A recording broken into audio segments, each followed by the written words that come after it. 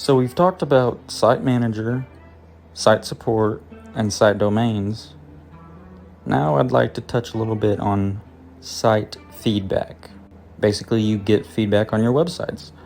You'll see here, for my website, creditpatient.com, I submitted a request for feedback, and this is what I got. Down below that, you can see some feedback that I got from a website that I had 5 years ago. It's pretty cool to be able to ask affiliate marketing experts to check out your site and give you feedback. It can be very helpful. And where else are you going to get that? Alright, I've talked about Site Manager, Site Feedback, Site Support, Site Domains, and the two that I don't use and have never used are the Site Builder and I can't even remember what it's called, Site Content. Yeah, Site Content.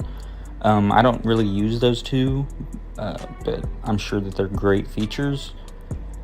The main thing that I want to start talking about in this one is Site Comments, which is a total game changer.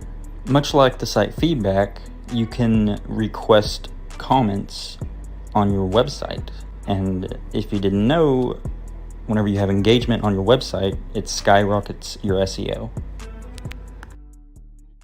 Okay, so this is part 8 of the entire series, but I'm going to consider this part 2 of Site Comments because there's a lot to explain to really get the benefits of this feature through to you. So as you can see, I have a lot of pending comments.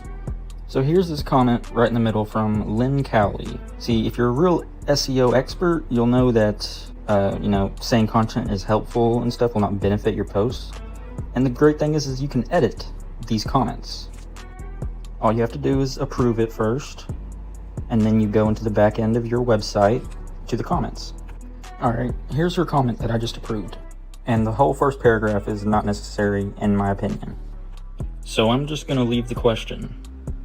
Now we have what looks like a real question from a real person, and it's something that will be engaging and will benefit my SEO.